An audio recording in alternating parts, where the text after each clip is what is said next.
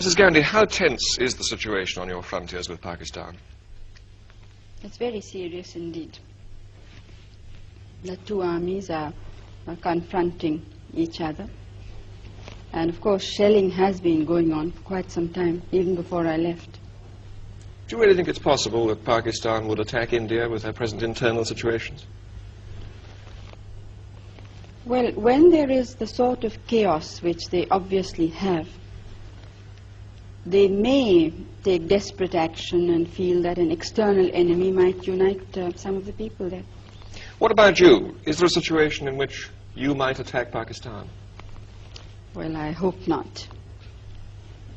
India has always tried to be on the side of peace and negotiations and so on. But of course we can't endanger our security in any way. Do you frankly expect to see war with Pakistan soon? It does look to many people as if it's inevitable. I don't think one can really give an answer to a question of this kind. Because as I said, we are trying everything possible to prevent it. Why have you not felt able to agree, as the Pakistani president has, and he suggested it, that you should withdraw some troops from your frontiers?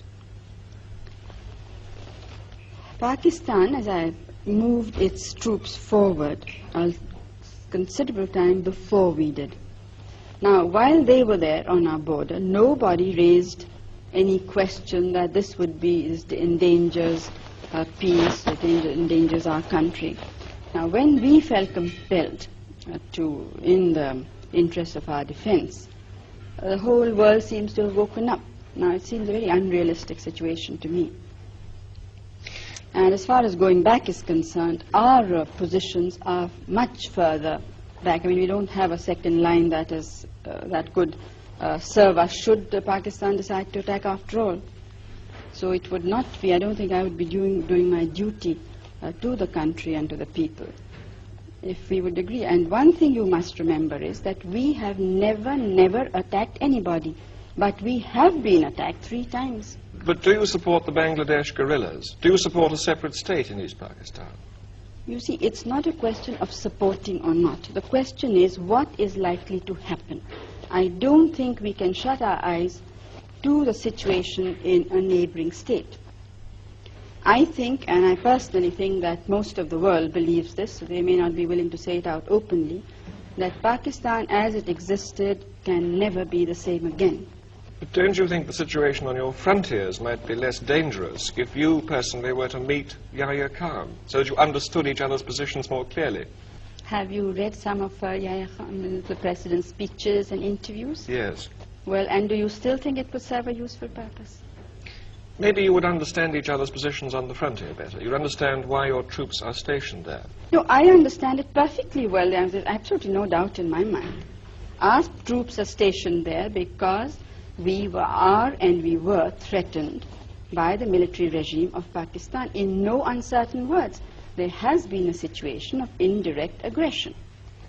And I don't think that you could point out to me any other head of government who in the present circumstances would have been so restrained, when the entire country is not restrained. I mean, it is great difficulty that we are holding the situation. And then what we get outside is to equate us with a government which has killed more than 1 million people, which has created conditions of barbarity which I don't think the world has very seldom seen. Perhaps against the Jews in Hitler's time, but I don't think in any other time of history has this sort of thing been witnessed. Do you see yourself somehow being drawn into this, being involved in this in some way that you might have to intervene in East Pakistan? Out of humanity, almost. Well, East Bengal is the affair of the leaders of East Bengal. Now, it's up to them what should happen there. Final question. The refugees are still coming over and you have this enormous problem in India. How much longer can you sustain this? Oh, we can't sustain it now longer. It's now for some months it really has been something that's, water going higher and higher. What are you going to do about it?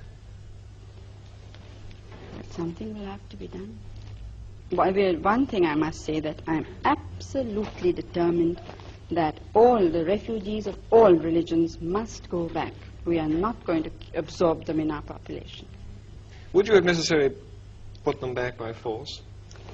Well, I'm not jumping bridges before I come to them, but I'm only sure of this, that they have to go back.